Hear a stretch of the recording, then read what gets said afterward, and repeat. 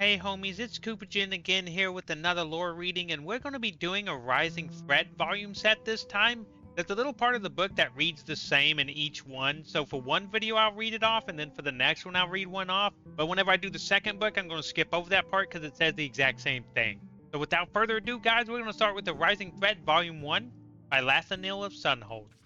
The following is the account of Lathanil of Sunhold, an Altmer refugee from Somerset Isle who came to Cyrodiil in the early years of the Fourth Era. According to Lathanil, he did not flee the aftermath of the Oblivion Crisis in Somerset, rather he fled the darkening shadow of the Thalmor upon my beloved homeland. Lathanil had a very intense presence, to put it politely, and some of his accusations of Thalmor involvement border on madness. This may be why his fervent warnings and outspoken criticisms of the Thalmor and Aldmeri dominion went unheeded, but history has at least partially vindicated Lathanil's claims. Praxis Oratium, Imperial Historian. I was barely more than a child when the great anguish fell upon us. The very air was torn asunder, leaving gaping, infected wounds that spewed Daedra from the bowels of oblivion. Many flocked to the shores, seeking escape from Dagon's murderous host, but the seas betrayed our people, raising up to smash our ships and our ports, leaving us to fate so vile and wicked that death would seem a mercy. The Crystal Tower stood as our last bastion of hope, in both the literal and figurative sense.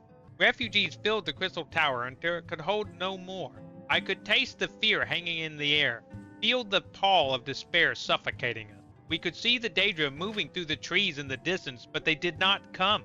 Days passed, and still the Daedra would not approach within arrow shot of the battlement. Hope began to grow. They fear us, some would say. Even a Daedra knows not to trifle with the wisdom and magics of the crystal-like law. It was as if the foul denizens of Oblivion had been waiting for this very spirit to stoke our hearts before they acted. As we slept, innumerable legions of Daedra amassed around us, and they were not alone. Hundreds of Altmer prisoners were gathered with them. As dawn broke, we were awoken by their screams as the Daedra began to flail them and flay them. We watched in abject horror as our kinfolk were defiled completely, carved up and eaten alive, impaled on their depraved war machines, and worried apart as meals for their profane beasts. This bloodletting was only a prelude to whet their appetites.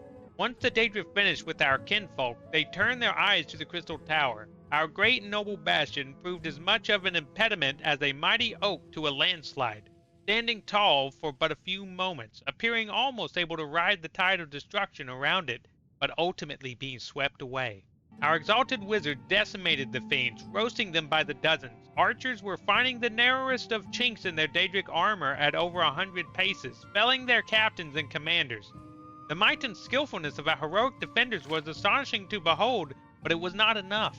The Daedra clamored over the corpses of their cohort. They marched headlong into death and destruction that would make the mightiest armies in all of Tamriel quake with fear.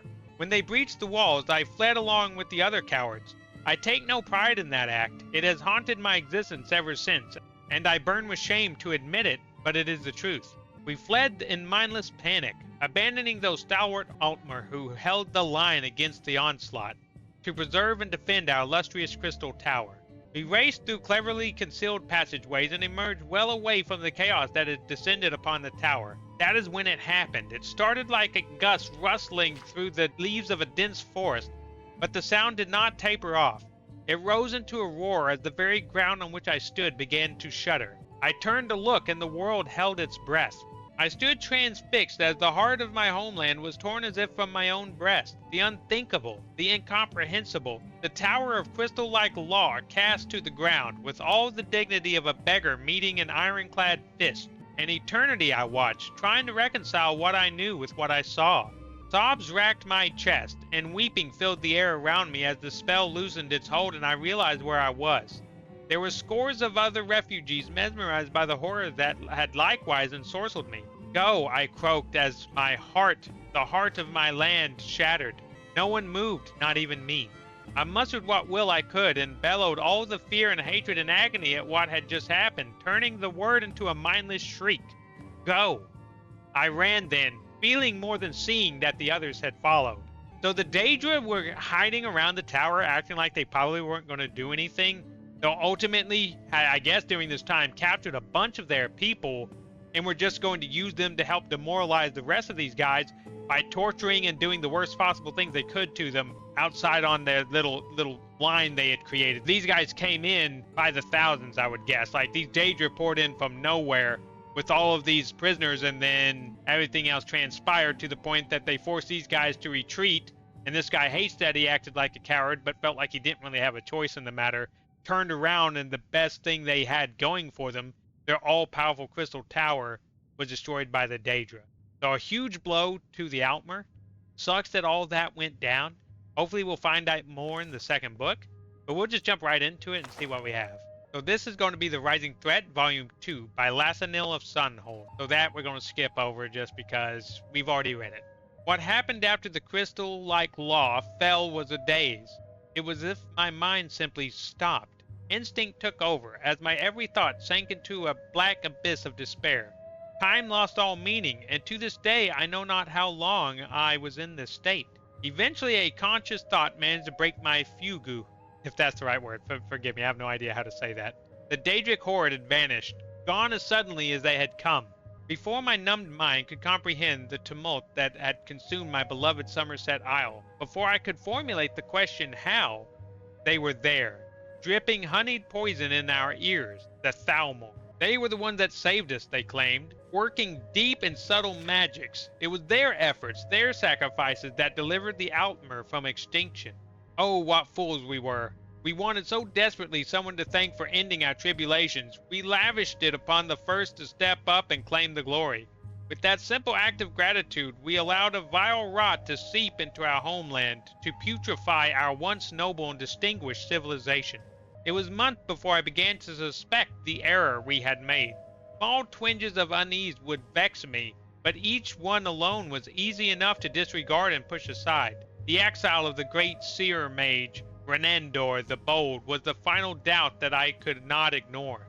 You see, Renandor was one of the very few who had survived the collapse of the Crystal Tower. I saw some of his bravery and heroics with my own eyes. It was his leadership and sorcery that made the Daedra pay such a high price for their destruction of the Crystal Tower.